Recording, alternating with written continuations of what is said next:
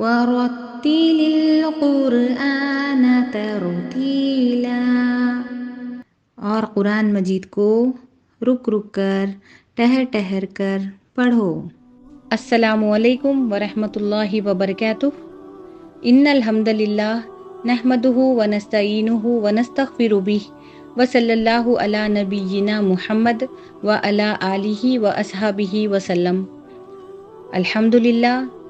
معزز سامعین، پچھلے جو ہم نے تجوید کے متعلق ویڈیوز بنائے ہیں اس میں ہم نے تجوید کی اہمیت کے بارے میں جانا اور تجوید سے پڑھنا کیوں ضروری ہے اس کے بارے میں جانا۔ آج کی اس ویڈیو میں ہم بتائیں گے کہ تجوید کو سیکھنے کے لیے اس سیریز میں ہم کون سے قاعدے کا انتخاب کریں گے، اور ہم میں جو روایت تجوید سیکھنے کے لیے جو قاعدہ پوری دنیا میں عام ہے اس کا نام ہے قاعدہ نورانیہ۔ اس ویڈیو میں ہم بتائیں گے آپ کو کہ ہم نے قاعدہ نورانیہ کا انتخاب نہیں کیا، بلکہ ہم نے ایک اور قاعدے کا انتخاب کیا ہے جس کو لکھنے والے مدینہ منورہ کے استاذ ادریس العاصم ہیں، جو ماشاءاللہ اشرقی راہ کے ماہر ہیں۔ ہم اس ویڈیو میں آپ کو بتائیں گے کہ ہم میں جو روایت ہے قاعدہ نورانیہ کی، اس کو چھوڑ کر اس قاعدے کا کیوں انتخاب کیا، اس کو چوز کرنے کی ہماری وجہ کیا ہے انشاءاللہ۔ قاعدہ نورانیہ ایک ایسا قاعدہ ہے جو حروف کو اور مخارج کو اور اس کے صفات کو سیکھنے کے لیے مرتب کیا گیا، اور اس کے جو رائٹر ہیں وہ شیخ نور محمد حقانی ہیں۔ اس کا نام انہی کے نام سے منسوب کیا گیا اور اس کا نام قاعدہ نورانیہ رکھا گیا،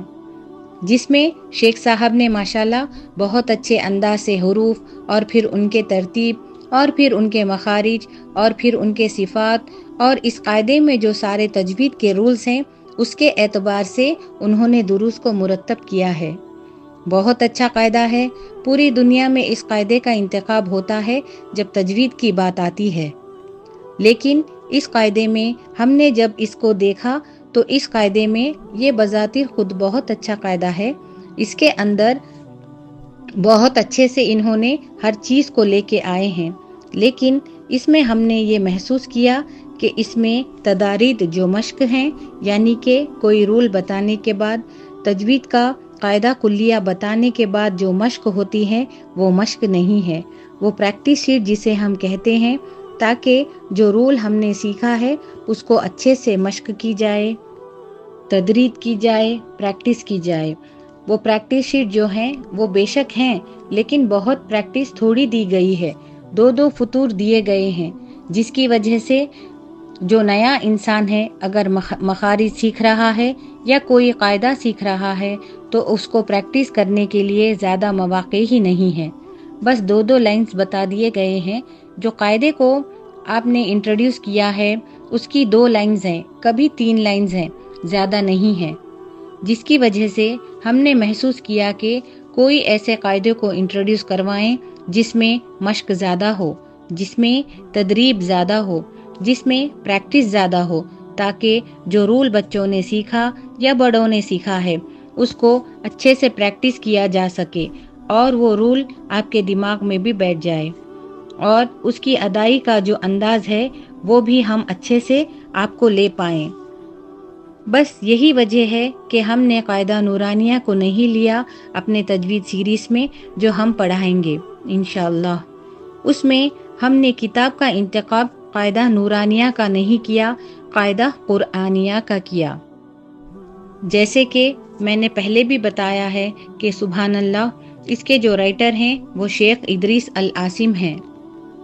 جو اشرقی راہ کے ماہر ہیں اور جامعہ اسلامیہ مدینہ منورہ کے تجوید کے استاذ رہ چکے ہیں، اور بہت اچھے سے انہوں نے اس قاعدے کو مرتب کیا اور مشق کا انہوں نے انتظام کیا کہ ایک اچھے سے آپ کو ایسی پریکٹس دی جا سکے کہ آپ اس قاعدے کو نہ صرف سمجھ لیں اور اس کو اچھے سے امپلیمنٹ بھی کرنے کے لائق ہو جائیں انشاءاللہ۔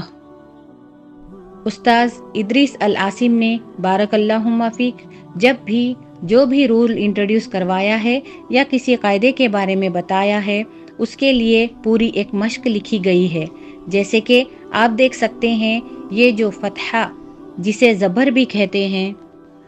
فتح کا جو درس ہے اس کے لیے انہوں نے پورا ایک ترتیب کے ساتھ حروف اور پھر اس کے اوپر فتحہ اور مخارج کا دھیان رکھتے ہوئے طلاب جو ہیں ایک حرف سے دوسرے حرف کو کس طرح فرق کر سکیں کر مس حروف کو بار بار تمارین بنائی ہیں،